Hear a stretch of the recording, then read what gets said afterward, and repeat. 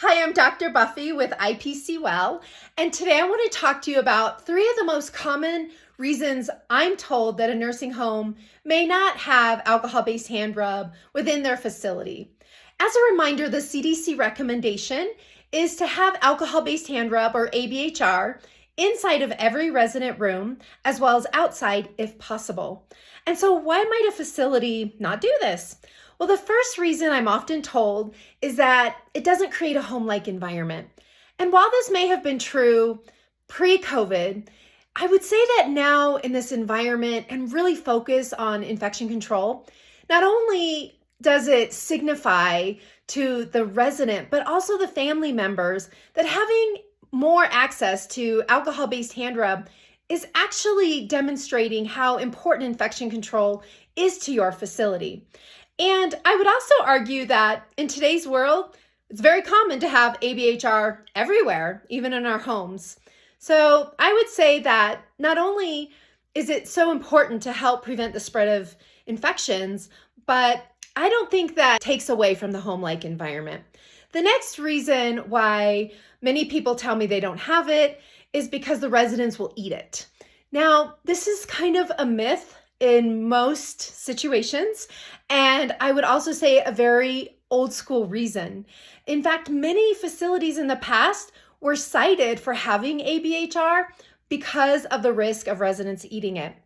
And I will say that there is a small risk of this, especially in maybe our dementia units or memory care units. But even in those units, I've seen nursing homes highly successful in having ABHR strategically located throughout their units. Remember that using that hand sanitizer, it's actually preferred method of hand washing in most clinical situations. And so we really want to hardwire this practice into our staff and to visitors and anybody coming within the facility. If you're concerned about residents consuming ABHR, then you can potentially place them higher up on a wall, or just take them out of the room for that resident. But I also want to challenge you in the fact that we've had soap dispensers in our restrooms forever. And do the residents eat that? Perhaps. And if so, we would remove it, right? So maybe we don't have to use that as an excuse anymore. The third reason is that it costs too much money. And do you know that your vendors will actually provide your dispensers for free? If they don't, I'd love to hear who that vendor is, because every vendor I know actually provides the dispensers for free. Now, you are buying their product, so that will increase your solution and the actual product, but it's a lot cheaper to buy hand sanitizer than to treat an infection. And if we can prevent harm and even potentially death from an infection with basically our hands, then let's do that. It's safer. And so those are the 3 areas that I'm almost all week long when I go into facilities, I'm hearing of these 3 different reasons why. And just as a bonus for hanging in there with me, I'll tell you a 4th reason. So that 4th reason is often that it goes against the fire code, or that their fire marshal told them they can't have it.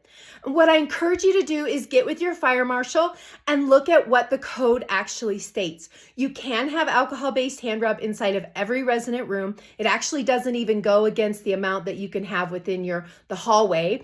Now, there are certain criteria as far as not placing it directly over an outlet, and there needs to be a certain amount of width in your corridor. So check with your fire marshal those specific measurements and exactly what needs to be in place.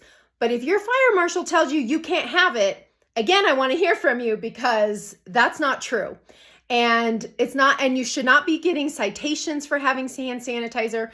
This is our best method and our most basic for preventing infections from spreading, not only to our residents, but also to the healthcare workers and visitors. And so I want to challenge you, if you work in long-term care, to install those hand sanitizing dispensers inside of every room and outside if possible. We want to increase that hand hygiene access. If you're a consumer and you have a loved one in a nursing home or any healthcare setting for that matter, Pay attention to how the healthcare workers are washing their hands or using hand sanitizer. It is the best strategy to protect you and your loved one from potential spread of bacteria and germs. So as an action, as a patient, or if you have a loved one and a patient, advocate for that and ask, hey, it is a CDC recommendation to have hand sanitizers more frequently available. Can we get them installed in our facility? You absolutely can champion the facility your loved one's at and make that happen for them and make that happen for all the other residents. So thanks for hanging with me. I look forward to creating another video soon for you and chatting about infection prevention and control practices. Follow us on all of our social media. I'd love it if you thumbs up this YouTube video and hit subscribe if you haven't already, and continue to follow us. We are advocating for best practices for infection prevention and control in long-term care to protect our loved ones, protect our healthcare workers, and to create a healthier and safer environment. Thank you and have a wonderful day. Be well.